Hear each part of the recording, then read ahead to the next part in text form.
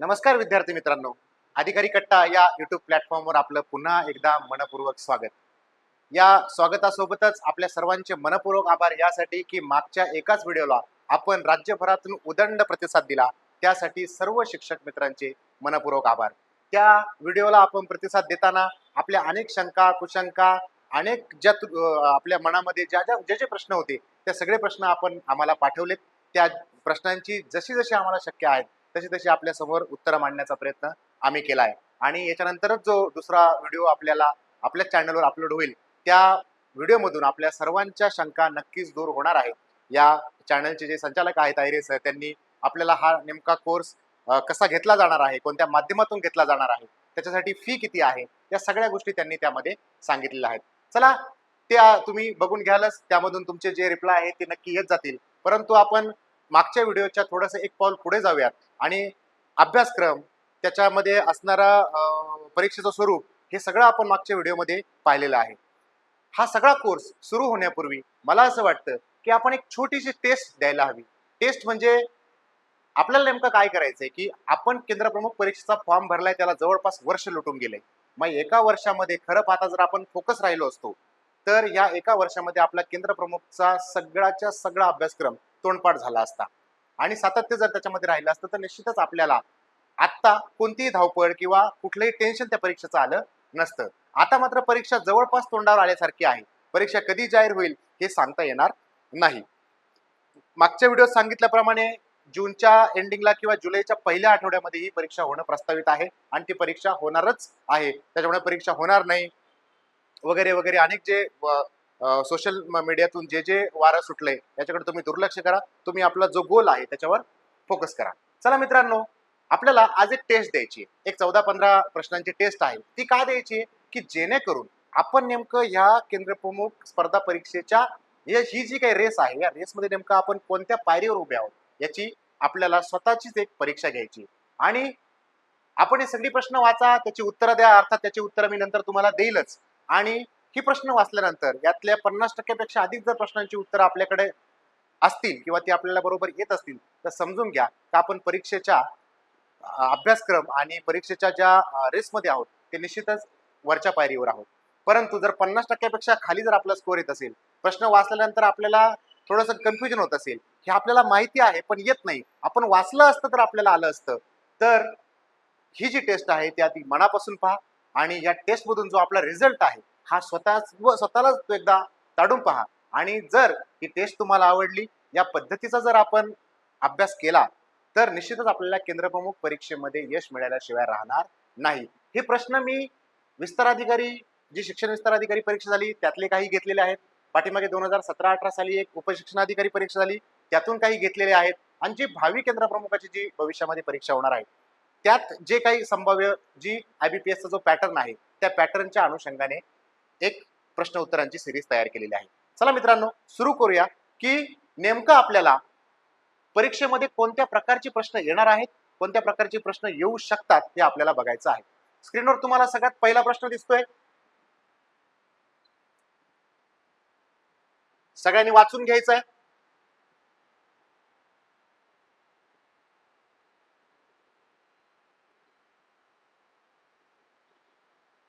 सर्वांना प्रश्न दिसत असेल, तुमच्यासाठी हवं तर मी वाचतो. डॅश डॅश अधिकार शिक्षणाशिवाय अपूर्ण राहत असल्याचे मत सर्वोच्च न्यायालयाने नोंदवले. ऑप्शन तुमच्या समोर आहेत. अभिव्यक्तीचा अधिकार, जगण्याचा अधिकार, व्यवसायाचा अधिकार आणि उपाययोजनेचा अधिकार. मी पुन्हा एकदा तुम्हाला सांगू इच्छितो की केंद्रप्रमुख परीक्षेमध्ये 100 प्रश्न हे 100 गुणांसाठी आणि 1 तास वेळामध्येच तुम्हाला पूर्ण करायचे आहे. म्हणजे येणारा प्रत्येक प्रश्न आहे हा सरासरी तुम्हाला 36 ते 40 सेकंदाच्या आतच सोडवायचा आहे. त्याच्यामुळे तुम्ही जितक्या वेगाने वाचाल आणि जितक्या वेगाने उत्तर द्याल तितके तुमचे पास होण्याचे, पात्र होण्याचे आणि निवड होण्याचे चान्सेस वाढणार आहेत, एवढं लक्षात ठेवा.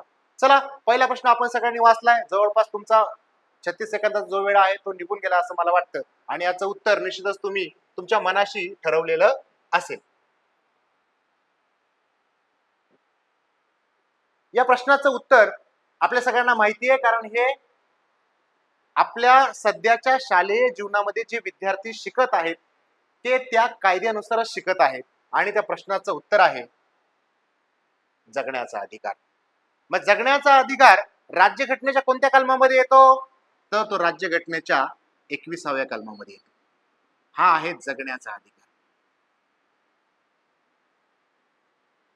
मग जगण्याचा अधिकार राज्यघटनेच्या 21व्या कलमामध्ये येतो, तर मग शिक्षणाचा जो अधिकार आहे तो याच्यामध्ये कुठे इन्क्लूड आहे? तो आहे कलम 21A मध्ये इन्क्लूड. एकाच प्रश्नावर बघा किती प्रश्न तयार होतात. असा जर प्रश्न आला की सर्वोच्च न्यायालयाने जे मत नोंदवलं ते नेमकं कोणत्या खटल्यामध्ये नोंदवलं, तर तो खटला जो आहे तो खटला आहे उन्नी कृष्णन विरुद्ध भारत सरकार. हा जो खटला आहे, या खटल्याचं साल तुम्हाला विचारलं तर साल आहे 1993. म्हणजे बघा, एकाच प्रश्नाच्या अनुषंगाने आपण जवळपास 5 प्रश्नांची तयारी करून घेतलेली आहे. एकूण 5 प्रश्नांचा अभ्यास या एका प्रश्नामधून झालेला आहे. हा या टेस्टचा फायदा आहे. मी अपेक्षा करतो की तुम्हाला या प्रश्नाचं उत्तर आलेलं असेल. चला पुढे जाऊयात. प्रश्न दुसरा. वर्षभरातून 10 ते 12 वेळा ज्या समितीशी आपला संबंध येतो आणि ज्याच्याशिवाय शाळेचं पान हलत नाही आणि ज्यांच्यावर शाळेच्या भौतिक सामाजिक ज्या सुविधांची जबाबदारी आहे, आपली शाळा व्यवस्थापन समिती. ही जी शाळा व्यवस्थापन समिती आहे ती शाळेमध्ये आहे आपल्याला माहिती आहे. ही आरटीच्या कलमानुसार स्थापन झाली आहे माहिती आहे. प्रश्न काय आपण वाचूयात. व्यवस्थापन समिती आरटी अंतर्गत कोणत्या कलमात समाविष्ट आहे? मग आरटीचा आपल्याला कायदा माहित पाहिजे, तो राज्यामध्ये कधी आला ते माहित पाहिजे, केंद्रामध्ये कधी आला ते माहित पाहिजे, तो लागू कधी झाला ते माहित पाहिजे, त्यासाठीची घटना दुरुस्ती माहित पाहिजे आणि याची एकूण सरासरी 38 कलम आहेत, त्यातल्या कोणत्या कलमामध्ये व्यवस्थापन समिती येते हे आपल्याला माहित पाहिजे.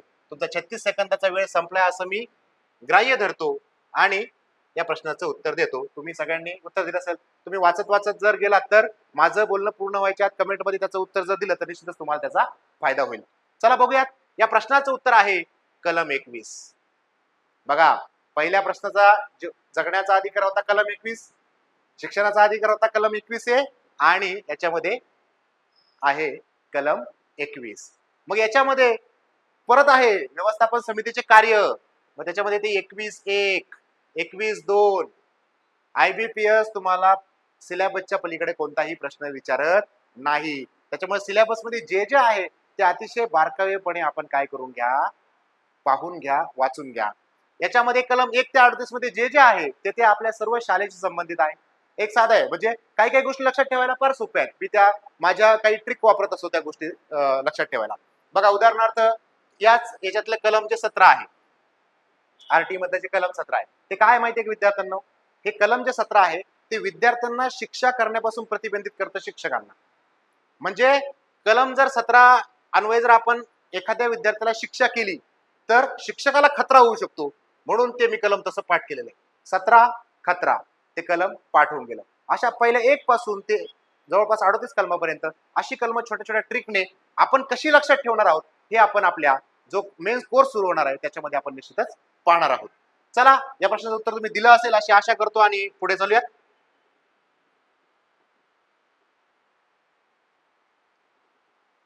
पुढचा प्रश्न जो रेग्युलर आयुष्याशी आपल्या संबंधित आहे, एकदा वाचून घ्या सगळ्यांनी, मी तुमच्यासाठी वाचणारच आहे. कमीत कमी वेळेत तुम्ही वाचल्या वाचल्या उत्तर कमेंट बॉक्स मध्ये टाकत चला, म्हणजे तुम्हाला त्याचा अंदाज येईल की तुम्ही किती वेळामध्ये उत्तर देताय. खालीलपैकी राज्यघटनेतील कोणते कलम हे शिक्षणातील आरक्षणाशी संबंधित असलेले कलम आहे? बघा, मी मागच्या व्हिडिओमध्ये जे तुम्हाला सिलेबस दिला होता त्या सिलेबस मधला जसाच्या तसा प्रश्न आलेला आहे. राज्यघटनेतील कोणते कलम हे शिक्षणातील आरक्षणाशी संबंधित आहे? आता ऑप्शन आहे कलम 15, कलम 16, कलम 17 आणि कलम 18. आता यातलं शिक्षणातील आरक्षण, यातले 2 कलम आहेत आरक्षणाशी संबंधित, एक कलम 15 आणि एक कलम 16. 2 जी कलम आहेत ती आरक्षणाशी संबंधित आहे. त्यातलं कलम 15 जे आहे ते आहे शिक्षणातील आरक्षणाशी संबंधित आणि कलम 16 जे आहे ते आहे नोकरीतल्या आरक्षणाशी संबंधित. जे आपण आरक्षणातून नोकऱ्या घेतल्या ते 16 कलमाशी संबंधित आहे आणि जे शिक्षणामधलं IIT, IIM, MBBS, इंजिनिअरिंगला ज्याला ऍडमिशन आपण आरक्षणातून घेतो ते कलम 15 नुसार आपल्याला आरक्षण भेटत असतं. अगदी स्पेसिफिक जायचं झालं तर ते 15/4, 15/5 आणि 15/6. आणि नोकरीतलं जे आरक्षण आहे तर ते 16/4, 5 आणि 6. हे जे 16/6 जे कलम आहे आणि 15/6 जे कलम आहे ते आता लेटेस्ट ऍड झाले राज्यघटनेमध्ये. कोणत्या घटना दुरुस्तीनुसार? 103व्या घटना दुरुस्तीनुसार. कधी झाली घटना दुरुस्ती? 2019. लागू कधी झाली? 14 जानेवारी. किती प्रश्नांची उत्तर पाहिली आपण याच्यात? एक प्रश्न आहे त्याच्यामध्ये आपण कमीत कमी 5 ते 6 प्रश्न कव्हर केलेले आहे. म्हणजे बघा आपण एकाच टेस्टच्या माध्यमातून किती प्रश्न घेतो आहोत याचे सगळ्यांनी लक्षपूर्वक बघा. हे प्रश्नाचं उत्तर तुम्ही दिलं असेल. प्रश्नाचं उत्तर आहे कलम 15. हे जे आहे ते शिक्षणाशी संबंधित असणारं कलम आहे. शिक्षणाशी म्हणजे शिक्षणातील आरक्षणाशी संबंधित कलम आहे. पुढचा प्रश्न वाचा तोपर्यंत. आंतरराष्ट्रीय बालक वर्ष कोणत्या वर्षी साजरे केले गेले? आता बालक हा बालक प्रश्न वाचून घ्या. ऑप्शन वाचून घ्या. मी सांगेपर्यंत उत्तर कमेंट बॉक्स मध्ये टाकून द्या. कमीत कमी वेळेत चालायचं आपल्याला. आंतरराष्ट्रीय बालक वर्ष. बालक बालक या शब्दाची व्याख्या याच्यावर प्रश्न आलेला आहे. बालक या शब्दाची व्याख्या घटनेनुसार किती आहे? कोणती आहे? आंतरराष्ट्रीय कायद्यानुसार कोणती आहे? आणि बाल हक्क संरक्षण कायद्यानुसार कोणती आहे? ही आपल्या तिन्ही ज्या आहेत त्या माहित पाहिजे. या तिन्ही पण वेगवेगळे आहेत. हे तिन्हींची वय वेगळी आहे. ते शोधून तुम्ही कमेंट बॉक्स मध्ये टाका. सगळी उत्तरे मी सांगणार नाही. चला, आंतरराष्ट्रीय बालक वर्ष कोणत्या वर्षी साजरे केले जाते? वेळ संपलेला आपला. 1978, 1979, 1980, 1981. या प्रश्नाचं अगदी करेक्ट उत्तर आहे 1979. बाल दिवस. मग 1979 ला पहिला बाल दिवस साजरा केला गेला. मग कधी साजरा करतो आपण बाल दिवस? बाल दिन कधी साजरा करतो?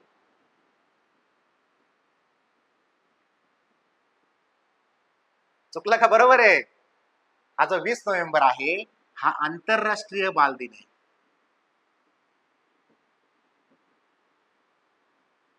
आणि आपल्याकडे कोणता आहे?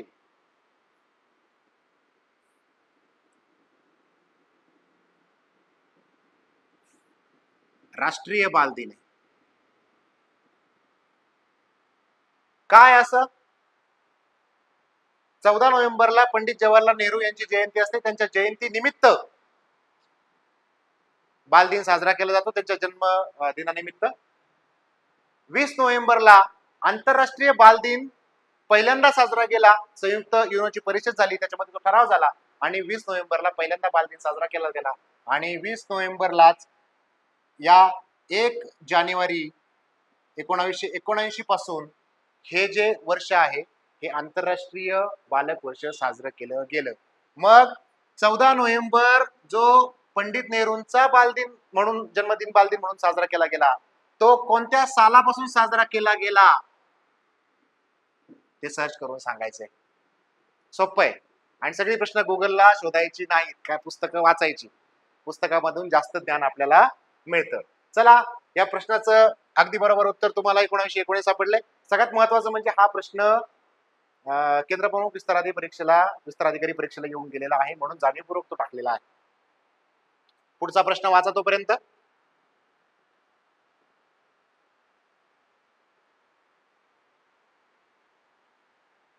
जी घटना दुरुस्ती आपण कायम ऐकतो, आपल्या अनेक ट्रेनिंग मध्ये चालू असतं. आपली जेवढी आपल्याकडं करिक्युलमच्या व्यतिरिक्त जी पुस्तकं येतात, अवांतर पुस्तकं शाळेमध्ये येतात, त्या शाळेमध्ये हा शब्द आवर्जून असतो, 86वी घटना दुरुस्ती.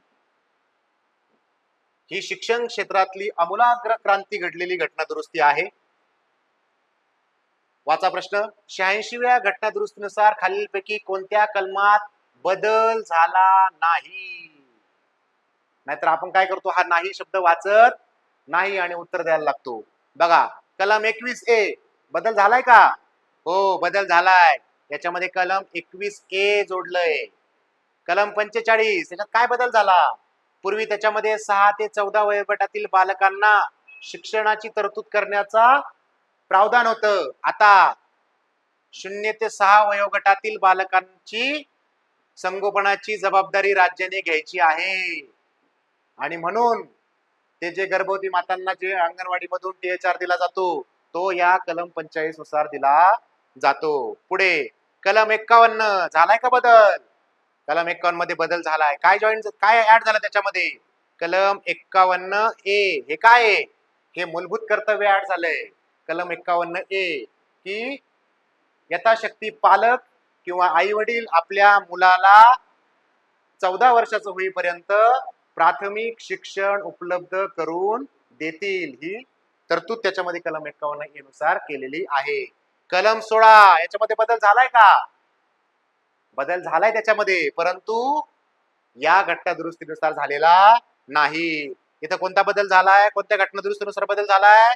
इथे झाला 103व्या घटना दुरुस्तीनुसार बदल. मगाशी मी तुम्हाला सांगितलं 103व्या घटना दुरुस्तीनुसार EWS हे जे आरक्षण आलं 10%, ज्याचं मागच्याच महिन्यामध्ये या 10% आरक्षणाला सुप्रीम कोर्टाने हिरवा कंदील दाखवला. हे आरक्षण या 16व्या कलमामध्ये बदल झाल्यामुळे आले.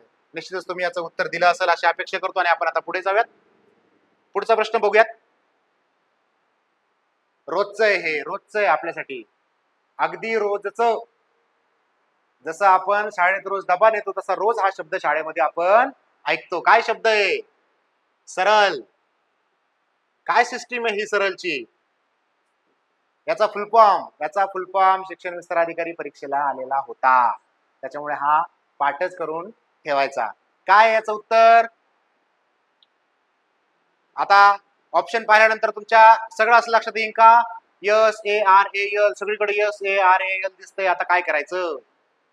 पण एलच्या नंतर काही दिसत नाही. इथं स्कूल आहे, इथं स्टुडंट आहे. मग सरल मध्ये कशाची माहिती आहे? सरल मध्ये विद्यार्थ्यांची माहिती आहे. याचं उत्तर काय येणार आहे? Systematic administrative reforms for achieving and learning by student. हे लक्षातच ठेवायचं. हा एकदम IMP क्वेश्चन आहे. अर्थात जेव्हा आपण क्लास घेणार आहोत तेव्हा सरल म्हणजे काय, सरलची सिस्टीम कधीपासून सुरू झाली, ती कसं वर्क करते, हे प्रात्यक्षिक ज्ञान 15 मार्काला आहे मित्रांनो. केंद्र प्रमुख परीक्षेमध्ये आणि विस्तार अधिकारी परीक्षेमध्ये 15 गुणांसाठी हा टॉपिक आहे. त्याच्यामुळे हा फार सिरियसली आपल्याला करायचा आहे. याचं उत्तर तुम्हाला आलंच असेल अशी मी खात्री बाळगतो, कारण हे आपल्या रोजच्या जगण्याशी संबंधित आहे. पुढे जे आपण सध्या रोज ऐकतोय, रोज त्याचं प्रशिक्षण घेतोय, जवळपास 3 प्रशिक्षण आपण मागच्या एका वर्षामध्ये याची घेतलेली आहे. शब्द वाचा आणि त्याचे ऑप्शन वाचा. राष्ट्रीय शिक्षण धोरण 2020 यावर आधारित आहे. खाली काय दिलं? यावर म्हणजे काय? समित्या दिलेल्या आहेत. कोणत्या समितीच्या याच्यावर आहे? आपल्यासाठी वेतन आयोग नेमला जातो, त्यासाठी समिती असते. आपल्यासाठी राष्ट्रीय शैक्षणिक धोरण नेमलेलं असतं, त्यासाठी समिती असते. प्रत्येक गोष्टीसाठी समिती आहे. त्या समितीचा अहवाल आल्यानंतरच ते धोरण तयार केलं जातं. आता ही जी समिती आहे आपल्या सगळ्यांना माहिती आहे. माझ्या मते ती सगळ्यांची तोंडपाठ आहे, ती असायलाच पाहिजे. माझा पुढचा प्रश्न त्याच्यानंतर आहे. प्रश्नाचं उत्तर आहे कस्तुरीरंगन समिती. पूर्ण जर एकदम स्पेसिफिक व्हायला गेलं तर कस्तुरीरंगन समिती त्याचं नाव आहे. आता पुढचा प्रश्न असा आहे की हे कस्तुरीरंगन जे आहे हे राष्ट्रीय शैक्षणिक धोरण आखण्याच्या समितीचे अध्यक्ष होण्यापूर्वी हे कशाचे अध्यक्ष होते, असा प्रश्न विचारलेला आहे. म्हणून तुम्हाला जाणीवपूर्वक विचारतो. मग हे जे कस्तुरीरंगन आहे ते नेमके कशाचे अध्यक्ष होते? हे काय नाबार्डचे अध्यक्ष होते का? हे आपल्या RBIच्या गव्हर्नर होते का? हे UGC चे अध्यक्ष होते का? NCERT चे अध्यक्ष होते का? हे आपल्या NCTE चे अध्यक्ष होते? हे नेमके कशाचे अध्यक्ष होते? तर हे होते इस्रोचे अध्यक्ष. हे इस्रोचे माजी अध्यक्ष होते. आणि या माजी अध्यक्षांनी काय केलेलं आहे? या राष्ट्रीय शैक्षणिक धोरणाचा पाया रचलेला आहे, त्याच्यावरती धोरण आधारित आहे. हे छोटे मोठे प्रश्न जे आहेत हे लक्षात ठेवा, याच्यावर आधारित त्याची उत्तरं आपल्याला आली पाहिजे. भारतातील पहिले रेल्वे विद्यापीठ कुठे आहे? हा चालू घडामोडीवरचा प्रश्न आहे. भारतातलं पहिलं रेल्वे विद्यापीठ आहे म्हणजे ते शिक्षणाशी संबंधित आहे. ऑप्शन वाचून घ्या एकदा सगळ्यांनी. पहिला ऑप्शन आहे ठाणे, दुसरा ऑप्शन आहे वाराणसी, तिसरा ऑप्शन आहे वडोदरा गुजरात, आणि चौथा ऑप्शन आहे राउरकेला. थोडंसं लॉजिक लावलं सध्याची परिस्थिती पाहून तर निश्चितच कळेल आपल्याला का हे जे विद्यापीठ आहे हे कुठे असेल. हे विद्यापीठ आहे, बरोबर विचार करताय, हे विद्यापीठ आहे वडोदरा, गुजरात. हे जगातलं तिसरं विद्यापीठ आहे, रेल्वे विद्यापीठ. भारतातलं पहिलं आणि जगातलं तिसरं. मग जगातलं पहिलं कोणतं आहे? तर पहिलं कोणतं आहे? चीन. बघा मी तुम्हाला पहिलं सांगितलंय, तिसरं सांगितलंय, दुसरं शोधून तुम्ही कमेंट बॉक्समध्ये टाका. अभ्यास असाच होतो मित्रांनो. तुम्हाला असं वाटेल सगळं स्पून फिडिंग केलं तर मग तुमचं लक्षात राहील. तुम्ही जर हे दुसरं शोधलं ना तर तुम्हाला पहिलं एक वेळेस लक्षात राहणार नाही, तिसरं राहणार नाही, परंतु तुम्हाला हे दुसरं जे तुम्ही शोधाल ना ते तुम्हाला 100% लक्षात राहील. चला पुढे जाऊयात. इतका वेळ घालवायचा नाही आपल्याला, फार फक्त 36 सेकंद एका प्रश्नासाठी. प्रश्न बघा, नवोदय विद्यालयांचा मुख्य उद्देश. या प्रश्नाचं उत्तर मी तुम्हाला सांगणार नाही, या प्रश्नाचं उत्तर तुम्ही कमेंट बॉक्स मध्ये टाकायचं आहे, कारण हा प्रश्न ट्रिकी क्वेश्चन आहे. नवोदय विद्यालयाचा निकाल 1 महिन्यापूर्वी लागलेला आहे. एकदम ट्रिकी क्वेश्चन आहे हा. याच्यामध्ये तुम्ही जर सफल झाला तर समजून घ्या की तुम्हाला लवकरात लवकर योग्य उत्तरापर्यंत पोहोचण्याची जी ट्रिक आहे ती तुम्हाला माहिती आहे. नेक्स्ट वन,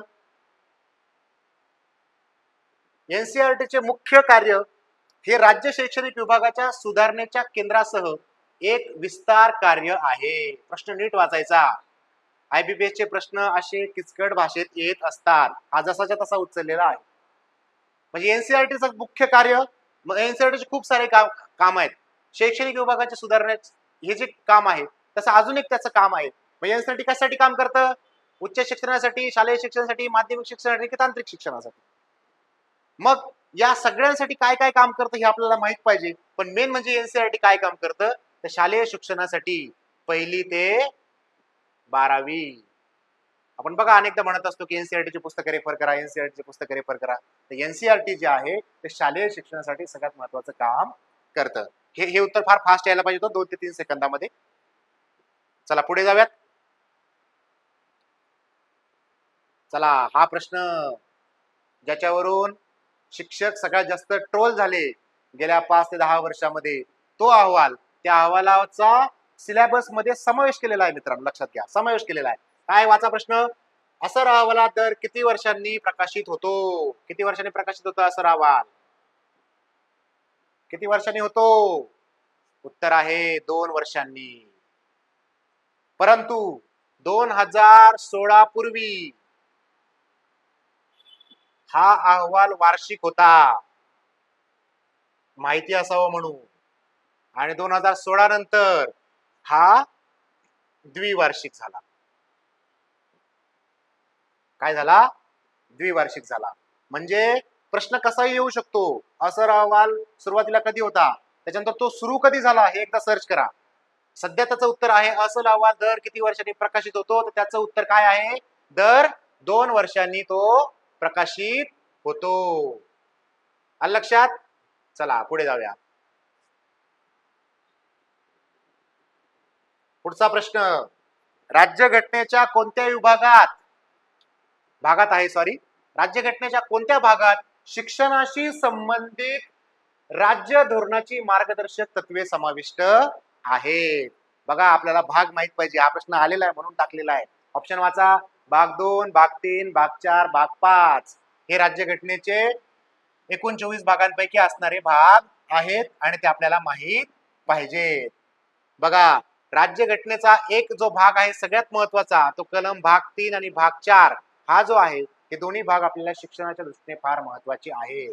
भाग 3 मध्ये आहे मूलभूत हक्क आणि भाग 4 मध्ये आहे मार्गदर्शक तत्वे. मग भाग 3 मध्ये शिक्षणाशी संबंध असणारे जे कलम आहे अगदी 14 ते 35 पर्यंत, ते सगळे आपल्याला आपल्या क्लासमध्ये अभ्यासायचे आहेत, अगदी डिटेल्स. त्याच्यानंतर भाग 4 मध्ये आहे मार्गदर्शक तत्वे, त्याच्यामध्ये असणारे कलम 45 पासून ते 51 ए पर्यंत आपल्याला काय करायचंय, सगळं आपल्या क्लासमध्ये अभ्यासायचं आहे. या प्रश्नाचं उत्तर निश्चित तुम्हाला आलं असेल. या प्रश्नाचं उत्तर आहे भाग 4. चला पुढे जाऊयात. फास्ट चालायचं आपल्याला, एवढं स्लो नाही चालणार. चला आपण आता पुढच्या प्रश्नाकडे जाऊयात. प्रश्न वाचा. प्रश्न एकदम सोपा आहे. पिसा ही चाचणी कोणत्या आंतरराष्ट्रीय संस्थेमार्फत घेतली जाते? पिसा हा शब्द गेल्या 2 महिन्यामध्ये आपण खूप वेळा ऐकलाय, कारण आपलं प्रशिक्षण झालं होतं. ते प्रशिक्षण 5 दिवसाचं होतं आणि 5 दिवसामध्ये कमीत कमी 50 वेळा हा शब्द आपण ऐकलेला आहे. काय आहे पिसा म्हणजे नेमकं? ते मराठीतलं पिसा नको, इंग्रजी मधलं पिसा हवंय.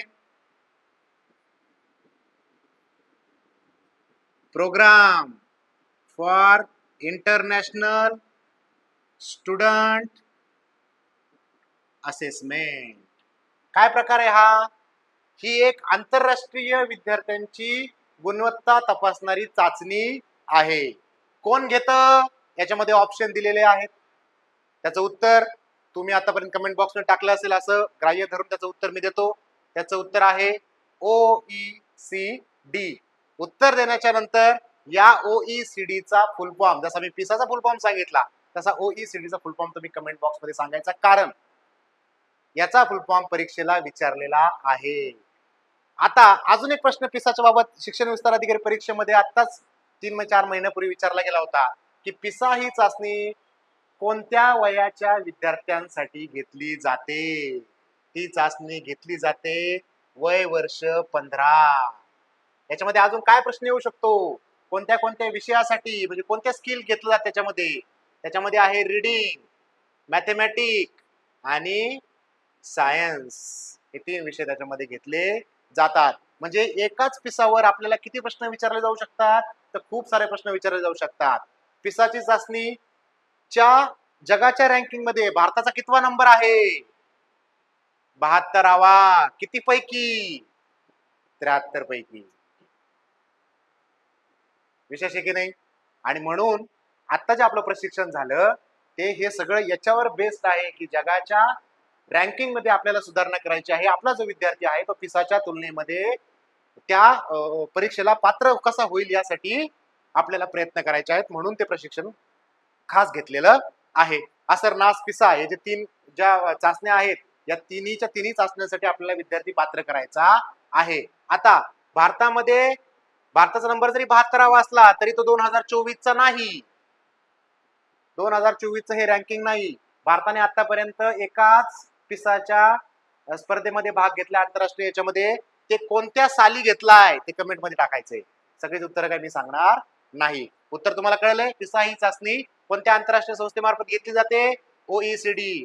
मग युनेस्को, युनिसेफ आणि वर्ल्ड बँक यांचा अभ्यास आपल्याला करायचा आहे. या तिन्ही ज्या गोष्टी आहेत, या तिन्ही गोष्टी ज्या आहेत या आपल्या शिक्षणाशी संबंधित आहेत. चला पुढे जाऊयात.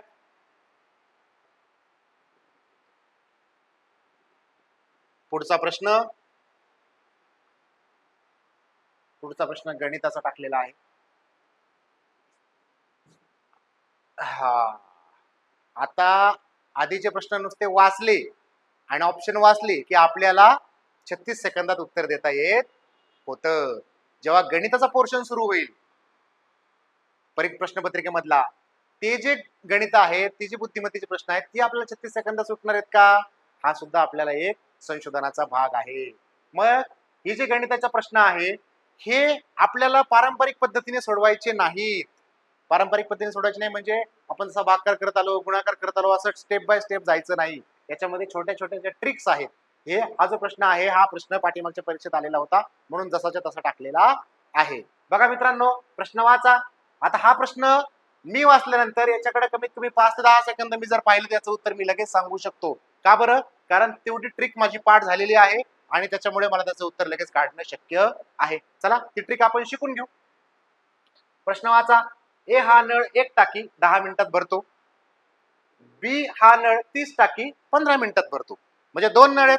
एका टाकीने अमुक अमुक वेळ लागतोय, दुसऱ्या नळाने अमुक अमुक वेळ लागतोय. दोन्ही नळ जर एकाच वेळी सुरू केले तर ती रिकामी टाकी पूर्ण भरायला किती वेळ लागेल? म्हणजे आपल्याकडे पूर्ण एक रिकामी टाकी आहे.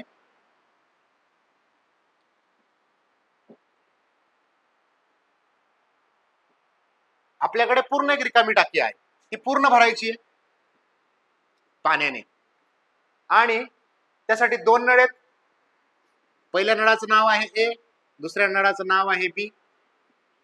सगळं लिहून घ्यायचं म्हणजे तुम्हाला एकदम सोपं जाणार आहे. आता हे जेव्हा तुम्ही प्रश्नपत्रिका आल्यानंतर उत्तर सोडवाल तेव्हा हे सगळं करायची गरज नाही, एकदम तोंडी तोंडी उत्तर काढायची गरज आहे. बघा, ए हा नळ किती मिनिटात टाकी भरतो? 10 मिनिटात. बी हा नळ 15 मिनिटात टाकी भरतो. हे एकदा तुम्ही लिहिलं का तुम्हाला उत्तर आलं का? तर ते तुम्हाला मी सांगतो. बघा काय करायचं आपल्याला. ए हा नळ 10 मिनिटात टाकी भरतो, बी हा नळ 15 मिनिटात टाकी भरतो. दोन्ही नळ जर एकाच वेळेस सुरू केले तर काय होईल आपल्याला करायचंय. हे जे 15 आणि 10 जे आहेत ना, ह्या दोघांचा आहे ना लसावी काढून घ्यायचा. लसावी आपण शाळेमध्ये शिकलेलो आहोत. 6वी 7वी 8वी 9वी 10वी पासून लसावी आपल्याला अभ्यासक्रमामध्ये होता. नसला तर आपण त्याचं एक स्पेशल लेक्चर घेऊ. लसावी काढायचा म्हणजे काय करायचंय, लघुत्तम सामायिक विभाजक काढायचा आपल्याला. त्याचा म्हणजे काय, 10 आणि 15च्या पाड्यामध्ये असा एक अंक का जो सगळ्यात पहिल्यांदा येणार, लघुत्तम लहानातला. कोणता अंक येतो? 10 × 30, 15 × 30 किती आले? 30 आले. बघा आता हे 30 आले. आता आपण असं करायचं बघा, ह्या 10 ने त्या 30 ला भागायचंय. किती येणार आहे? 10 × 30 आणि 15 ने 30 ला भागायचंय. किती आले? 15 × 2 = 30. काय आलं हे? हे एका मिनिटामध्ये किती टाकी भरतात, किती भाग भरतात? एका मिनिटामध्ये टाकीचा किती भाग भरला जातो? तर हा 3 भाग भरतो आणि हा 15 भाग भरतो. हे 30 एकूण टाकीचे भाग आहेत. बघा फार सोपं आहे.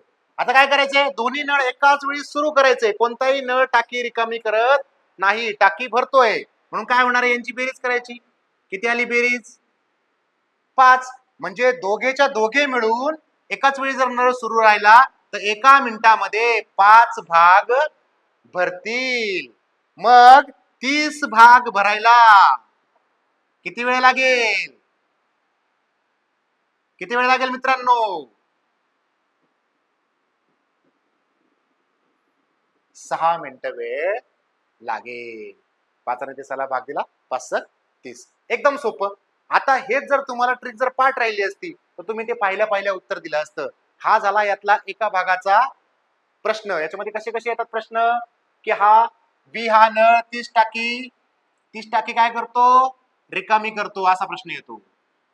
मग ती टाकी भरायला किती वेळ लागेल? किंवा ए हा नळ आहे 10 मिनिटात भरतो, बी हा नळ आहे 15 मिनिटात भरतो, सी हा नळ आहे तो 10 मिनिटात टाकी रिकामी करतो, असा प्रश्न येतो. आणि मग ती टाकी भरायला किती वेळ लागेल? असे प्रश्न तुम्हाला या परीक्षेमध्ये येतील. हे आपण आपल्या लेक्चरच्या याच्यामध्ये त्या सिरीज मध्ये पाहून घेणार आहोत. एकदम सोपं आहे. अशा प्रकारे पहिल्या तुम्हाला उत्तर काढता येतील गणिताच्या प्रश्नांची. आणि गणितामध्ये तुमचा एकही गुण जाणार नाही याची खात्री आपण 100% घेऊयात. बघा आलं लक्षात? पुढे जाऊयात. शेवटचा प्रश्न आहे, पुन्हा गणित आहे, त्याच्यासारखंच आहे सेम. पहिल्या तुम्हाला आलं पाहिजे इतकं सोपं आहे ते. हा प्रश्न कायम अगदी एमपीएससी पासून सरळ सेवेच्या सगळ्या प्रश्नपत्रिकांमध्ये विचारला गेलेला आहे आणि विचारलेला असतो. काय? ए एक काम 20 दिवसात करतो, बी एक काम 30 दिवसात करतो आहे ते. तर दोघे मिळून ते काम किती दिवसात करतील? मगाशी आपण टाकी भरण्याचं काम पाहिलं. हे काय काम आहे? आपण एक काहीतरी काम घेऊ, आवडीचं काम घेऊ, असं आपण समजू. एक काम करतोय. काय काम आहे? आंबे खाण्याचं काम आहे. तो आंबे खातोय असं आपण समजू. हा, तो काय करतोय? 20 दिवसामध्ये आंबे खातोय. किती खातोय माहित नाही. बी तेच आंबे किती दिवसामध्ये खातोय? 30 दिवसामध्ये खातोय. तर दोघे मिळून दिलेले जेवढे आंबे आहेत ते किती दिवसात खाणार आहे हे आपल्याला सांगायचंय. बघा पुन्हा या दोघांचा लसावी काढायचा. काय येणार आहे? 20 × 60, 30 × 60. मग 20 दिवसामध्ये आता हा एका दिवसामध्ये किती आंबे खाणार ते आपल्याला काढायचं. म्हणजे काय करावं लागेल? 20 ने 60 ला भागावं लागेल. किती उत्तर आलं? 20 × 60, 30 × 60. ए जो आहे हा एका दिवसामध्ये 3 आंबे खातो आणि बी जो आहे हा एका दिवसामध्ये 2 आंबे खातो. मग दोघेच्या दोघे मिळून एका दिवसामध्ये किती आंबे खातील? 5 आंबे खायचे आहेत. 60 किती दिवसात खातील ते? 5 × 5 12 × 5 60. उत्तर आलं 12 दिवस. किती सोपं आहे. 36 सेकंदाच्या आतमध्ये उत्तर निघालं. अशा छोट्या छोट्या ट्रिक. हे झालं 2 जणांचं. मग एक 20 दिवसात एक काम करतो, बी हा 30 दिवसात करतो, सी हा एवढ्या एवढ्या दिवसात करतो आणि बी ने 10 दिवस काम केलं आणि तो काम सोडून गेला. मग ए हा दिवस ए बी सी हे तिघ जण मिळून किती दिवसात काम पूर्ण करतील? अशा प्रकारचे ट्रिकी क्वेश्चन याच्या पुढे पुढे त्याच्या प्रकारामध्ये येत जातात. ते सगळे प्रकार आपण आपल्या लेक्चरच्या सिरीज मध्ये शिकणार आहोत.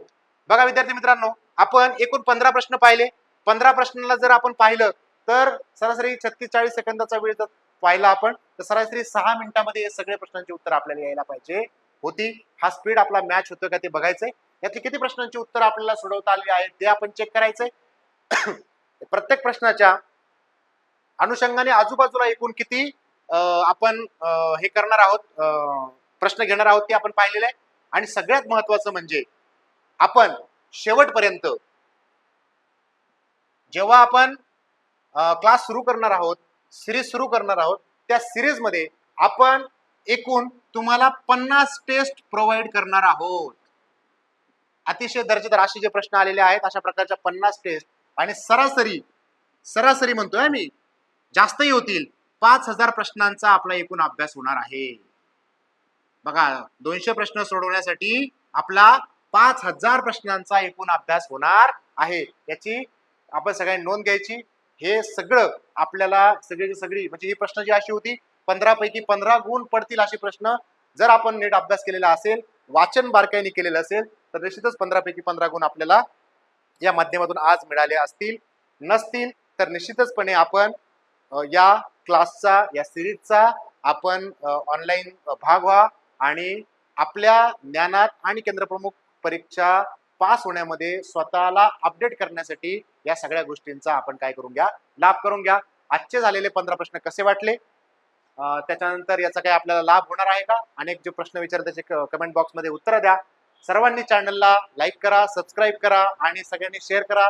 आपण जरी याचा अभ्यास करत नसू केंद्र प्रमुखाचा तरी आपले जे मित्र असतील, बंधू असतील, भगिनी असतील त्या सगळ्यांपर्यंत हे चॅनल पोहोचवा, जेणेकरून आपला शिक्षक आपल्यासाठी येथे मदतीसाठी उभा आहे. आपण त्यांच्या सगळ्या प्रश्नांची उत्तरं सोडवून निश्चितच त्यांना अधिकारी पदाची गवसणी घालण्यासाठी आम्ही कटिबद्ध राहू. अधिकारी कट्टा या युट्यूब चॅनलच्या वतीने आपल्या सगळ्यांचं पुन्हा एकदा या केंद्रप्रमुख विस्तार अधिकारी आणि उपशिक्षण अधिकारी परीक्षेच्या या संपूर्ण सिरीजमध्ये मनपूर्वक पुन्हा एकदा स्वागत करतो आणि आजचं ही टेस्ट जी आहे या ठिकाणी संपवतो. पुन्हा भेटूयात. धन्यवाद.